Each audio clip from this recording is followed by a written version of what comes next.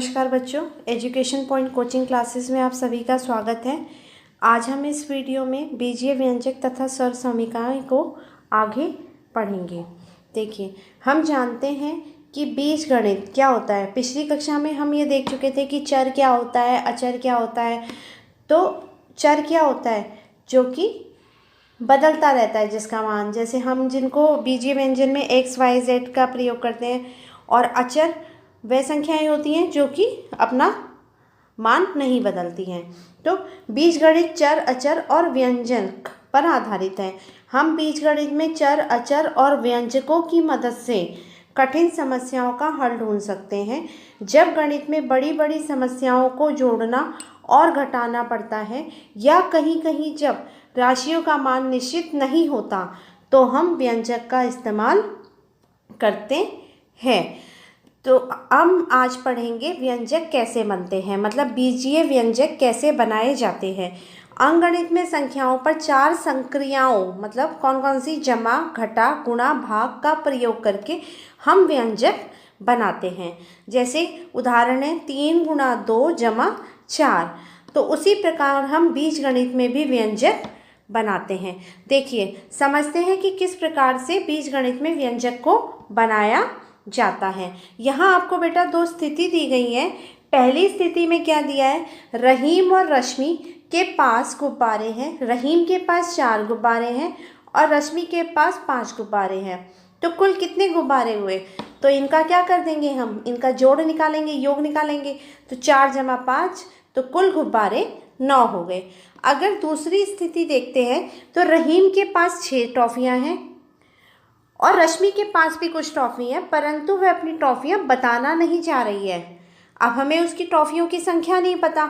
अगर हम इस स्थिति में टॉफ़ियों का योग बताएं तो कैसे बताएं? तो हम इसमें क्या कर सकते हैं, हम मान लेते हैं कि रश्मि की टॉफ़ियाँ कितनी हैं, x। तो कुल टॉफ़ियाँ कितनी हो जाएंगी बेटा? रहीम और रश्मि की टॉफ़ियों का योग। तो मतलब रहीम की 6 और रश्मि की x। तो ये कितना हो जाएगा योग? 6 जमा x। तो चर राशि के स्थान पर क्या करते हैं हम? अंग्रेजी भाषा के अक्षरों का प्रयोग करते हैं। तो यहाँ जो ये x है बेटा, ये चर है, मतलब इसका मान कुछ भी हो सकता है, 2, 3, 4, कुछ भी। तो ये चर है। तो हम चर के लिए x, y, z, a, b, c, p, q, r कुछ भी अंग्रेजी अक्षरों का प्रयोग कर सकते हैं।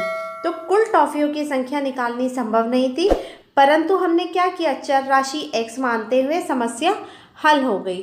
तो इसी तरीके से हम उन समस्याओं का हल निकाल सकते हैं जिनके कि हमें किसी एक का मान ज्ञात ना हो। तो देखिए यहाँ बेटा एक आपको दे रखा है, क्या दिया हुआ है? अध्यापिका ने कक्षा में 3 छात्रों जिनके नाम संचित, गुरलीन और अब्दुल हैं को बुलाकर तीनों को कुछ पेंसिल दी। संचित, मुझे 4 पेंसिल मिली हैं। गुरलीन, मुझे 3 पेंसिल मिली हैं। और अब्दुल कहता है मुझे कुछ पेंसिल। तो ये कुछ क्या है बेटा? कितनी? मान लिया कि जो अब्दुल के पास पेंसिल है वो कितनी है? x। तो अगर हमें कुल पेंसिलें कितनी होंगी? 4 संचित की जमा 3 गुरलीन और जमा x अब्दुल की। तो ये इसका क्या हो जाएगा? 4 जमा 3 7 जमा x।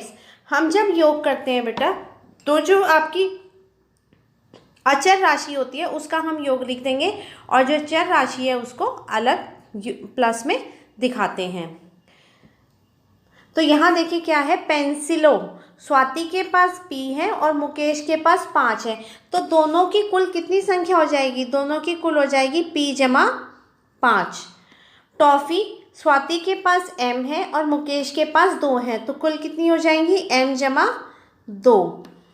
कॉपी, स्वाति के पास 8 और मुकेश के पास t, तो कुल हो गई 8 जमा t। तो इस प्रकार से हमने क्या किया, इन सभी को बीजीय व्यंजक के रूप में निकाल लिया। देखिए, निम्नलिखित को मौखिक कथनों को बीजीय व्यंजन में बदले। राम, मेरी आयु x वर्ष है। राम की x। पिताजी कहते हैं मेरी आयु तुमसे 3 गुनी, 3 गुना है। भाई, मैं तुमसे 2 वर्ष बड़ा हूँ। माँ, मेरी आयु तुम्हारे पिताजी से 2 वर्ष कम है।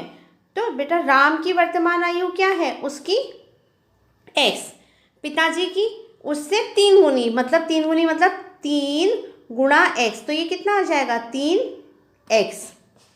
माँ की वर्तमान आयु, मेरी आयु तुम्हारे पिताजी से 2 वर्ष कम है, मतलब जो पिताजी की आयु है उसमें आपने 2 वर्ष कम कर देना है, तो 3x घटा 2। भाई की वर्तमान आयु कितनी है, मैं तुमसे 2 वर्ष बड़ा हूँ, तो राम की x है और भाई 2 वर्ष बड़ा, मतलब जमा 2 हो गया। माँ और भाई की आयु का योग है, कितना योग है, माँ की वर्तमान आयु है 3x घटा 2 और भाई की है x जमा 2, तो इसका योग हो जाएगा x जमा 2, तो ये 3x और x कितने हो गए, 1x, 4x हो गया बेटा। जो आपकी चर राशियां हैं उनका योग एक साथ में रखेंगे और अचर का साथ में, तो ये घटा 2 जमा 2, तो 2 घटा 2 0 हो जाएगा, तो इनकी दोनों की आयु का योग कितना हो जाएगा 4x। आज के लिए इतना ही। उम्मीद करती हूँ कि आप संख्याओं को, मानों को बीजीय व्यंजक में बदलना सीख गए होंगे। अब हम अगली वीडियो में मिलेंगे, तब तक के लिए टेक केयर, बाय।